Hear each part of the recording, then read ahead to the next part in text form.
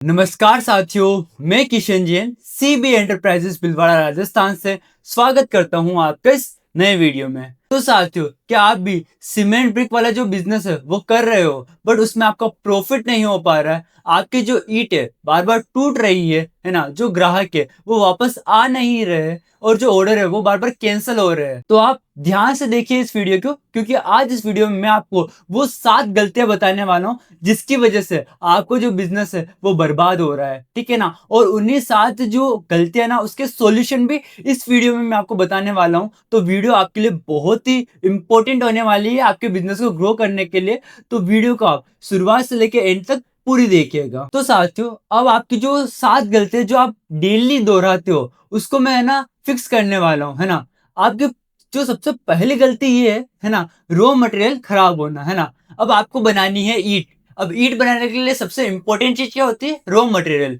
अगर आप है ना बेकार से सीमेंट यूज करोगे, गंदी मिट्टी यूज करोगे, बेकार क्वालिटी का फ्लैश यूज करोगे, तो सिंपल सी बात है ना, ईंट भी बेकार ही बनेगी। ईंट जल्दी टूट जाएगी, ईंट कमजोरी बनेगी, है ना, उसमें दरारें जल्दी आने लग जाएगी। तो अगर आप है ना, सिंपल सी बात है, बेकार क्वालिटी का रॉ मटेरियल यूज करोगे तो सिंपल सी बात है जो ईंट है ना वो भी बेकार ही बनेगी, है ना।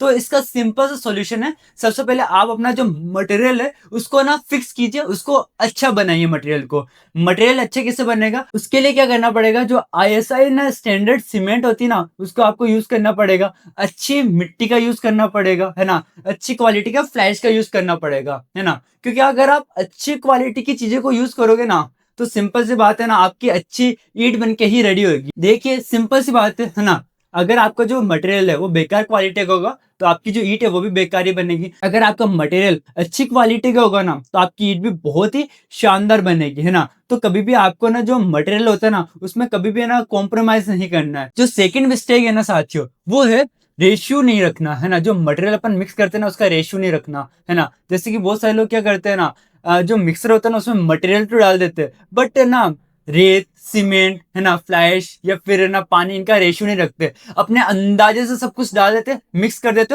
और अपनी ईंट बना देते हैं। जिससे क्या होता है ना, ईंट में स्ट्रेंथ नहीं बनती है ना, ईंट मजबूत नहीं बनती है और जल्दी से फिर ब्रेक हो जाती, टूट जाती है ईंट, है ना। तो अपने अंदाजे से कभी काम नहीं करना है, हमेशा ना जो ना मटेरियल है ना उसका रेशियो रखना है ना। कि अपन को ना जैसे कि एक बोरी सीमेंट डाल दी, रेत डालना पड़ेगा, कितना पानी डालना पड़ेगा और उसके अंदर कितनी फ्लाइश मिक्स करनी पड़ेगी जिससे एक अच्छी स्ट्रेंथ वाली ईंट बन जाए। अब बहुत सारे लोगों के माइंड में कंफ्यूजन आ रहा होगा कि रेशियो का ठीक है बट रेशियो हमें कैसे पता लगेगा कितना रेशियो इसमें मिलाना है, इतने रेशियो इसमें मिला के हमें ईंट बनानी है, वो हमें कैसे पता लगेगा। इसमें आपको घबराने की जरूरत नहीं। आप क्या कर सकते हो, जहां से आप मशीन परचेस कर रहे हो ना, है ना, वहां से ना आप पूछिए उनको कि हमें ना इस साइज की ब्रिक बनानी है, तो हमें ना मटेरियल का रेशियो क्या रखे, है ना। मतलब सीमेंट कितने डाले, रेत कितनी डाले, मिट्टी कितने डाले, फ्लैश कितने डाले, पानी कितना डाले, है ना। जो भी आप अपनी ईंट बनाने में यूज करते हो ना सामग्री, है ना, उसका ना जिस कंपनी से आप मशीन परचेस कर रहे हो वहीं से रेशियो ले लो कि कौन सा रेशियो डाले जिससे ईंट मजबूत बने, है ना। इसका सिंपल से यही सॉल्यूशन है ना। जिससे आपके ना रॉ मटेरियल का रेशियो भी सही डलेगा और जिससे आपकी जो ईंट है ना वो भी बहुत ही मजबूत बनेगी। अब जो तीसरी गलती है ना वो है मेंटेनेंस, है ना। मशीन का मेंटेनेंस नहीं करते हो टाइम से, है ना। क्योंकि मशीन तो मशीन होती है, वो इंसान तो है नहीं कि खुद से ही है ना खाना खा ले, खुद से अपने आप को साफ कर ले, इंसान तो है नहीं। इन दी एंड वो है तो मशीन ही ना, तो उसका ध्यान भी अपन को रखना पड़ेगा क्योंकि उसी की वजह से अपना बिजनेस इतना अच्छा चल रहा है ना, उससे है ना अपना इतना अच्छा खासा प्रॉफिट बनता है, वही अपन को रोजी रोटी देती है। तो उस मशीन का अपन को ध्यान भी रखना पड़ेगा। अगर मशीन का अपन ध्यान नहीं रखेंगे तो सिंपल सी बात है, मशीन भी फटाफट से खराब हो जाएगी, है ना, और फिर ईंट की क्वालिटी बेकार होगी। इससे क्या होता है, बहुत सारे लोगों को मेंटेनेंस किस चीज की ध्यान रखने की जरूरत होती है वो मैं बता देता हूँ। जैसे कि जो प्रेशर होता है उसका ध्यान रखना कि कितना प्रेशर बढ़ रहा है ना, सही प्रेशर आ रहा नहीं आ रहा, मशीन वाइब्रेट सही हो रही है नहीं हो रही है ना। और जो मशीन में रेगुलर ईंटें बनती है वैसी सेम ईंट बार बार बन रही है या नहीं बन रही है, उस चीजों का हमें अपन को ध्यान रखना पड़ता है। और मशीन का अपन को ना फिर वीकली बेसिस पे उसका मेंटेनेंस करना पड़ता है, जिसकी वजह से ना मशीन भी सही सलामत चलती रहती है और आपको एक बहुत ही अच्छा खासा प्रोडक्शन आपका तैयार करके देती है और है ना खराब होने के कोई दिक्कतें उसमें नहीं होती है। तो साथियों, फोर्थ जो मिस्टेक है ना उसके बारे में अपन डिस्कशन कर लेते हैं। फोर्थ मिस्टेक है क्योरिंग प्रोसेस को इग्नोर करना। क्योरिंग मतलब होता है ना, जो ईंट बनती है ना उसमें ना पानी का छिड़काव करते हैं, है ना। उसमें ना आराम से 7 से 14 दिन तक तो पानी का छिड़काव करना पड़ता है, जिसकी वजह से ना ईंट है ना अच्छी खासी मजबूत बनती है। बट बहुत सारे लोग क्या करते हैं ना, ईंट बनी 2-3 दिन है ना, उसको रखा सुखाया, क्योरिंग की 2-3 दिन, उसके बाद में सेल कर दिया। ये सबसे डेंजरस मिस्टेक होती है ना। इसको जितना हो सके आप अवॉइड करो। और है ना, जो ईंट बनती है ना उसको 7 से 14 दिन के लिए ना उसमें डेली बेसिस पे क्योरिंग करो, डेली बेसिस पे पानी का ना छिड़काव करो। अब जो फिफ्थ मिस्टेक है ना वो हर बंदा करता होगा, है ना। फिफ्थ मिस्टेक क्या है, जो ना ईंट होती है ना, ईंट बनते ही ना उसको आप ना सीधे जाके ना धूप में सुखा देते हो, है ना। वो है ना एक मिस्टेक है ना, बट बहुत सारे लोग वो मिस्टेक करते हैं, है ना। उनको सही प्रोसीजर पता नहीं है कि ईंट को सुखाते कैसे। अब मैं आपको बताता हूँ कि ईंट को आपको सुखानी कैसे। जैसे ना आप ईंट बनाते हो ना, ईंट को सीधे जाके आपको धूप में नहीं रखना है ना। पहले कुछ टाइम उसको छांव में रखो, उसको थोड़ा अच्छे से सूखने दो। छांव में एक बार है ना वो सूख जाए ना अच्छी खासी, फिर जाके आप उसको धूप में रखो। क्योंकि आप सीधे जाके उसको धूप में रखोगे ना तो क्या है ना, उसमें ना जो दरारें ना वो पड़ने लग जाएगी, है ना। और ईंट में दरारें पड़ेगी तो ईंट थोड़ी सी कमजोर हो जाएगी, है ना। तो अगर ईंट में दरारें आपको नहीं पटकनी है ना, तो आप क्या करो, जो ईंट बनती है सबसे पहले उसको छांव में रखो, उसको थोड़ा सूखने दो, उसके बाद में जाके उसको धूप में रखो और आराम से ना 7 से 14 दिन के लिए उसमें ना डेली क्यूरिंग करो, मतलब पानी का छिड़काव डेली करो, जिससे आपकी ईंट बहुत ही शानदार बनेगी। तो साथियों, अब जो छठी मिस्टेक है ना उसके बारे में अपन बात कर लेते हैं। छठी मिस्टेक है मशीन का मेंटेनेंस को इग्नोर करना, है ना। जो है ना बहुत सारे लोग क्या करते हैं ना, जो मशीन होती है उसका मेंटेनेंस को इग्नोर करते हैं। मतलब जैसे कि मशीन है ना खराब हो गई, मतलब खट खट खट चल रही है, उसमें कुछ ना कुछ मिस्टेक आ गए, प्रॉब्लम आ गए, फिर भी लोग मशीन को चलाए जा रहे चलाए जा रहे चलाए जा रहे, जिससे ना ईंट का जो हर बैच होता है ना उसकी क्वालिटी बिगड़ती जाती है, डिफरेंस आने लग जाता है क्वालिटी में, है ना।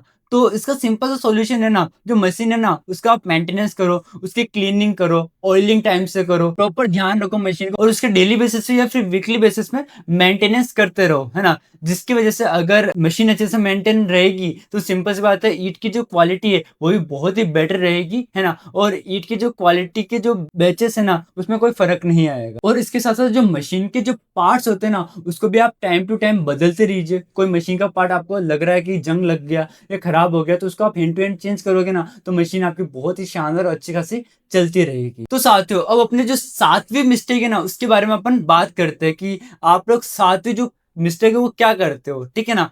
सातवीं मिस्टेक ये कि जो आप है ना ईंटें बनाते हो, प्रोडक्शन करते हो, उसका आप है ना डेली रिकॉर्ड नहीं रखते हो, है ना। क्वालिटी चेक नहीं करते हो। मतलब आप प्रोडक्शन तो तगड़ा कर रहे हो, है ना, कंसिस्टेंट प्रोडक्शन तो कर रहे हो, बट आप है ना उसका रिकॉर्ड नहीं रख पा रहे हो, उसकी टेस्टिंग नहीं कर रहे हो कि ईंट का ये बैच तो सेम बना, दूसरा बैच गड़बड़ हो गया, है ना, तीसरा बैच और अलग बन गया, है ना। ऐसा डिफरेंट डिफरेंट है ना आप बैचेस बनाते रहते हो, जिसकी वजह से ना आपकी जो ईंट है उसमें कंप्लेन आती है, और जिससे ना आपको कस्टमर का लॉस होता है और आपका भी लॉस होता है ना। तो सबसे इंपॉर्टेंट चीज है ना, जो आप ईंट बनाते हो ना उसके हमेशा आप टेस्टिंग करो, है ना। और ईंटों में कंपेरिजन करो, हर बेंच का कंपैरिजन करो कि ये बेंच अगर सेम बना तो इसकी जैसे दूसरा बेंच भी बन रहा है या नहीं बन रहा है। दोनों बेंच हमेशा सेम बनने चाहिए। मतलब जितने भी आप बेंचेस बना रहे हो ना, जितने भी आपके बेंच बन रहे हैं ना, सारे सेम बेंच बनने चाहिए। तो ये आप टेस्टिंग करते रहो, चेकिंग करते रहो और अपना ट्रैक रिकॉर्ड रखो, जिसकी वजह से आपकी जो क्वालिटी है वो बहुत बेटर होगी और आपके जो कस्टमर है ना वो आपके पास रेगुलर बेसिस पे आते रहेंगे और आपके रेगुलर बेसिस पे कनेक्ट भी रहेंगे। अब साथियों, मैंने आपको जो 7 मिस्टेकें थी ना,